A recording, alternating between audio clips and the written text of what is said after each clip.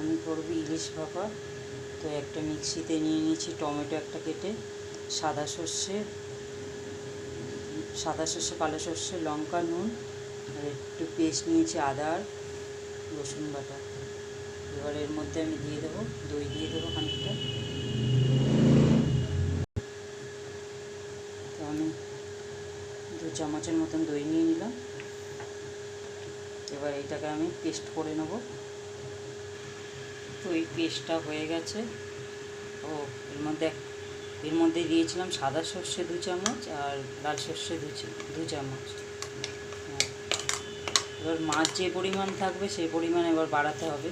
আমার মাছ যেহেতু কম আছে তাই অল্প করে নিয়েছি। এবার আমি দিয়ে দেবো এই পাত্রটার মধ্যে বসাবো, এর মধ্যে খানিকটা দিয়ে দেবো আগে উপরে।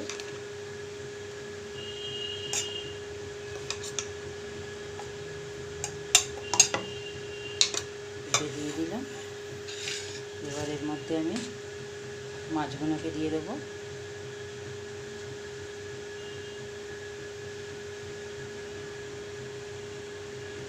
হলুদ মাখিয়ে রেখেছিলাম সেই মাছগুলোকে দিয়ে দিলাম আমি।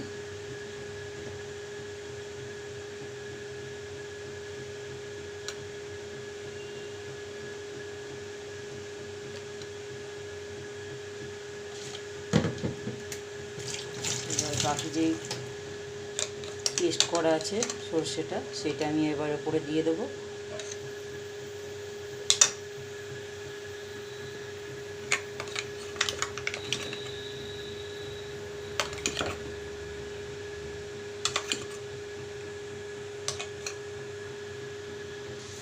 তো পুরো এই পেস্টটা দিয়ে দিয়েছি।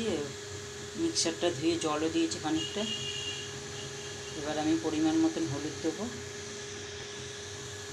পরিমাণ মতন নুন দেবো। এবার এটাকে চামচ দিয়ে একটু নাড়িয়ে নেব।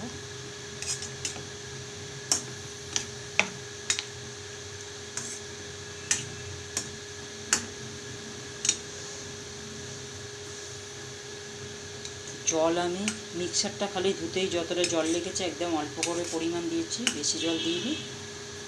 এবার এটা মিক্সড হয়ে গেছে।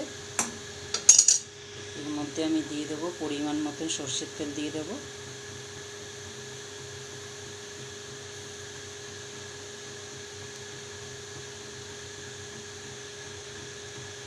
তিন চার চামচের মতন সর্ষের তেল দিয়ে দিলাম।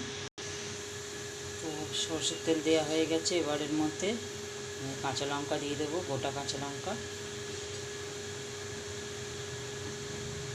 এবার এইটা ঢাকা দিয়ে দেবো। তো আমি এটা কড়ার মধ্যে জল বসিয়ে দিয়েছিলাম। এবার স্ট্যান্ড দিয়ে এটাকে বসিয়ে দেবো।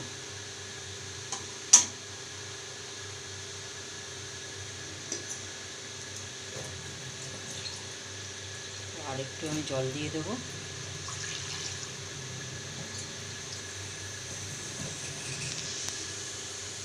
তো জল আরও খানিকটা দিয়ে দিয়েছি। এবার আমি এটা ফুটতে দেবো, 5 থেকে 10 মিনিট ফুটতে দেবো। এটা ফুটতে দিয়েছিলাম। এবার আমি তুলে দেবো এটা।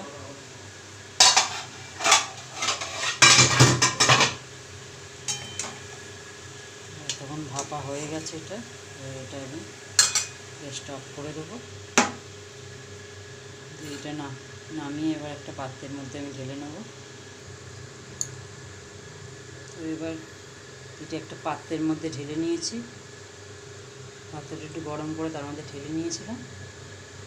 ভাপা ইলিশ কমপ্লিট সরষে দিয়ে।